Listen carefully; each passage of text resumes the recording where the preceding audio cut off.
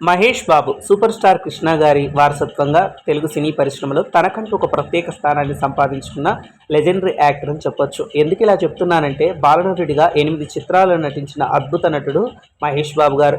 అలాగే హీరోగా 25 చిత్రాలకు పైగా నటించి, అందులో ఒక్కొక్క క్యారెక్టర్కి ఒక్కొక్క విధంగా నటించి తనలో ఉన్న ప్రతిభ చాటుకున్న లెజెండరీ యాక్టర్ మహేష్ బాబు గారు.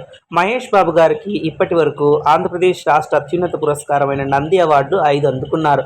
ఇంత చిన్న వయసులోనే ఇంత తక్కువ సినిమాలు తీసి అవార్డులు అందుకున్న ఏకైక నటుడు మహేష్ బాబు గారే అని చెప్పొచ్చు. మహేష్ బాబు గారు అయితే ప్రస్తుతం చూడ్డానికి ఆంధ్ర అందగాడు సోగ్గాడైన శోభన్ బాబు గారిలా ఉంటారని మాజీ ఉపరాష్ట్రపతి వెంకయ్య నాయుడు గారు సభలో వెల్లడించడం మనందరం చూసాం. అందం, అభినయం, నాట్యం, నటన అన్నీ కలగలిపిన ముగ్ధ మనోహర రూపం మహేష్ బాబు గారని చెప్పొచ్చు. ఆయన సినిమాల్లో నాకు నచ్చిన సినిమాలైతే ఒకడు, అతడు, నిజం, పోకిరి ఇలా చాలా సినిమాలు ఉన్నాయి. మీరు మహేష్ బాబు అభిమానులైతే నా ఛానల్ సబ్స్క్రైబ్ చేసుకోండి.